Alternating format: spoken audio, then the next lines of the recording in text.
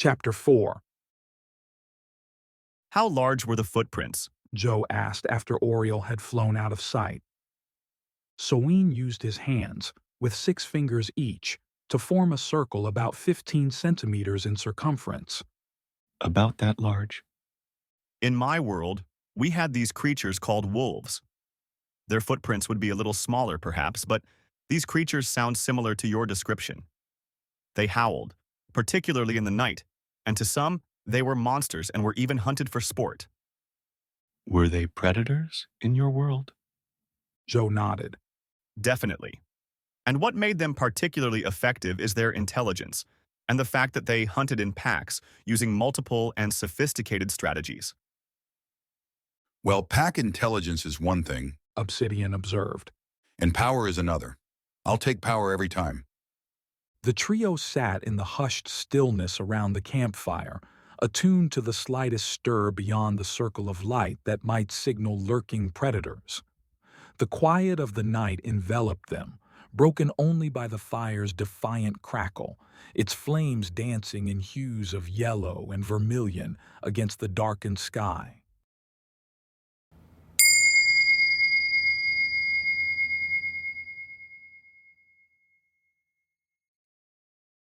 As Oriole floated on the winds beneath her wings, she looked over her new world, muttering to herself that she missed her old world. She could remember its beauty and majestic mountains and valleys, but the personal things like family, friends, and what she did day to day, those memories were simply gone. This new world was scary, if for no other reason than she seemed to be the only phoenix alive. And if that were true, how would she ever perpetuate her species? Suddenly, something moved below her. She was flying above a forest of tall trees of every variety. She hovered in the air, beating her wings so gently that no sound was made. Through the treetops, there was motion underneath, and Oriole decided she would land on an upper tree branch to better understand what was happening below. As she landed, quiet as a hummingbird, she could hear the movement as much as she could see it. There were many bodies pacing below, seemingly organizing themselves for some purpose. At one time, she thought she could hear them speak, but she was too high in the tree, and between the branches and leaves, the voices were not clear to her. She decided she would need to drop down to the lower branches so she could both hear and see whatever mystery was below her. As she maneuvered her way to lower branches, the voices became audible and even understandable to her surprise. "They are only 4 in number, She heard a voice. but among them is a beast I have never seen before. It is huge, blacker than the night sky, wings as broad as a tree is tall, and it can fly. Not for a short while, it seems, but for as long as it wishes. And this is the part that is more amazing. It breathes fire. I saw it actually make a fire with its breath." There was a chorus of surprise that filled the forest floor. A different voice followed. You said there were 4. Are any of the others dangerous? "No, Came the first voice. they appear weak and vulnerable. So, if we can lure the flying beast away, the other 3 we can possess? Correct." Came the voice. Oriole still couldn't see the creatures well, so she went down one more branch, hoping to be able to get an angle through the leaves. When she did, she suddenly heard a noise and felt the tree vibrate. It was subtle, but something was happening. As she looked down and saw movement, this time, the movement was right below her. Something was climbing the tree, and it was coming for her. The next thing she knew, one of her talons was grabbed. She instinctively recoiled and tried to fly away, her wings beating with all their power, but she was trapped. She knew only one thing to do in that instant. She looked down at her captor.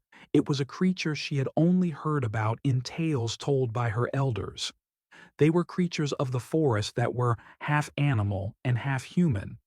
They were also creatures of the night and stalked animals for food, needing only their blood. Oriole was in total panic as this creature pulled on her with strength only a forest beast would possess.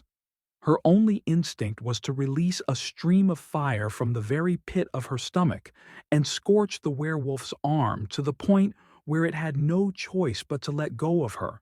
And when it did, Oriole flew off into the night, hearing only the sound of howls below her.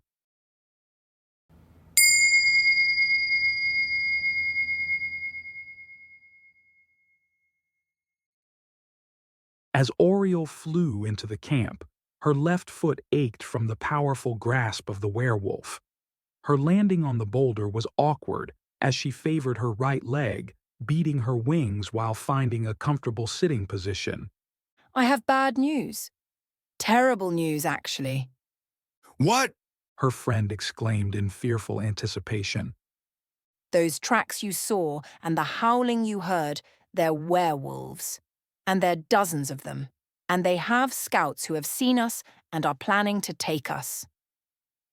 I don't know what werewolves are, Obsidian replied calmly. but a few dozen are not a problem for me. I can vanquish that many with a mere sweep of my tail. He smiled as if relishing the challenge. These are werewolves? Joe said, astonishment written on his face in bold colors. Are you sure? One of the creatures grabbed me. It was only my fire breath that saved me. I saw them up close. We have stories of them in my culture, and if this is their world, we are doomed. You said they have been scouting us. Soin said. They have more data than we do. Now that they have been found, they will surely strike our position, given that we know theirs. As I said before, relax. As long as I'm here, you have nothing to fear. Obsidian cracked his tail hard against a nearby boulder, shattering it into pieces. They would need an army of thousands, not dozens, to pose any threat. Maybe to you, Oriole shouted. but I heard their plans. They will lure you away from us, and then they will take the rest of us. For what purpose? Soin asked. They use the phrase possess us. That's what they intend to do. There was silence for a while as the four newfound friends considered their options. Okay, Joe spoke first. describe them as carefully as you can. Oriole took a deep breath. They are large when compared to you or Swan, about twice as tall or maybe a little less. They have shaggy brown hair all over their bodies. They move quickly and with stealth.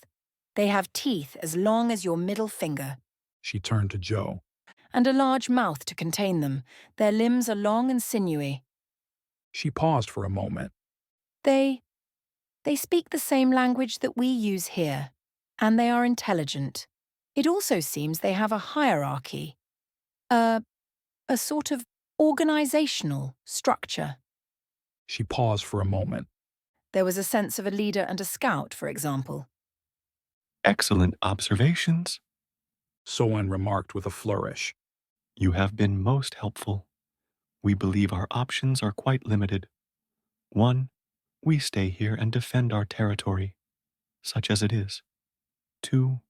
We take leave immediately, and we do so on the wings of obsidian, so we leave no tracks, and can get as much distance between us and the werewolves as possible, as quickly as possible.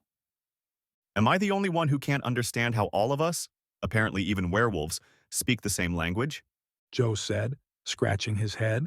I mean, I'm not tired, I'm not hungry, I don't need to urinate, I don't have any bodily needs or even senses. And I come into this strange, strange world, and I can speak the language of a dragon, a phoenix, an extraterrestrial, or whatever you are. Joe shot a glance at Soin. And no one seems to be surprised by that. Except me? Joe paused. Does any of that make any sense? It decidedly does not.